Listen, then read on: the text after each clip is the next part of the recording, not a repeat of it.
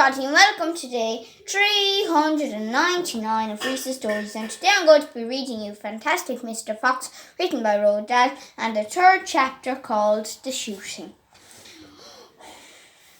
"Well, my darling," said Mr. Fox, "what shall it be tonight?" "I think we'll have duck tonight," said Mrs. Fox.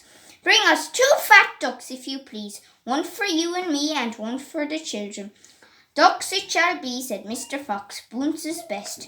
"Now do be careful," said Mrs. Fox. "My darling," said Mr. Fox, "I can smell those goons a mile away. I can even smell one from the other. Bogus gives off a filthy stink of rotten chicken skins. Bounce reeks of goose livers, and as for Bean, the fumes of apple cider hang around him like poisonous gases."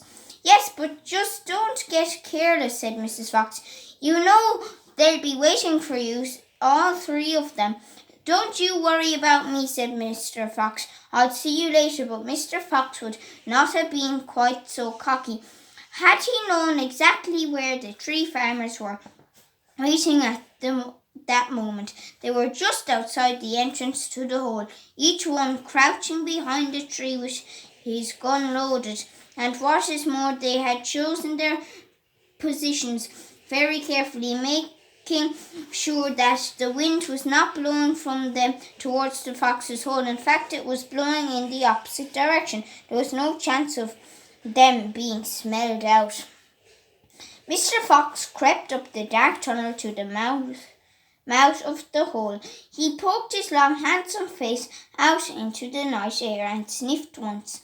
He moved an inch or 2 forward and stopped. He sniffed again. He was always especially careful when coming out from his hole.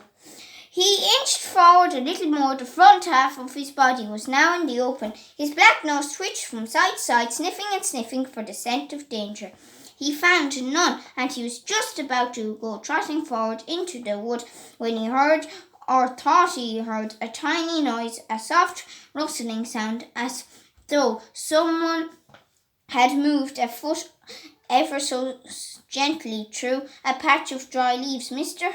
Fox flattened his body against the ground and lay very still. His ears pricked. He waited a long time, but he heard nothing more. It must have been a field mouse, he told himself, or some other small animal. He crept a little further out of the hole, then further still. He was almost right out in the open now. He took a last careful look around. The wood was murky and very still. Somewhere in the sky the moon was shining. Just then his sharp night eyes caught a glint of something bright behind a tree not far away. There was a small silver speck of moonlight shining on a polished surface. Mr. Fox lay still, watching it.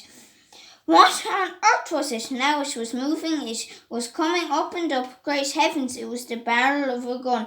Quick as a whip, Mr. Fox jumped back into his hole, and at the same instant the entire wood seemed to explode around him. Bang, bang, bang, bang, bang, bang. The smoke from the 3 guns floated upward in the night air. Bogus and Bounce and Bean came out from behind their trees and walked towards the hole. "Did we get him?" said Bean. One of them shone a flashing light on the hole, and there on the ground in the circle of light, half in and half out of the hole, lay the poor, tattered, blood-stained remains of a fox's tail. Bean picked it up. "We got the tail, but we missed the fox," he said, tossing the thing away. "Dang and blast," said Bogus. "We shot too late. We should have let fly the moment he poked his head out." "He won't be poking it out again in a hurry," Boone said. Bean pulled a flask from his pocket and took a swig of cider.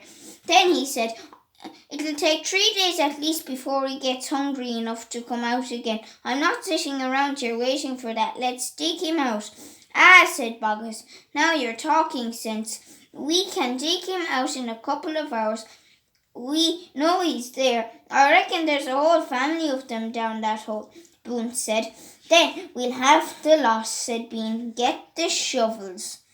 The end. I hope you enjoyed that wonderful kind of sad chapter called The Shooting. And yes, they were trying to shoot the fox and he lost his tail. And you may be wondering what I'm getting out now. Yes, my very own toy gun, which it just shoots nothing.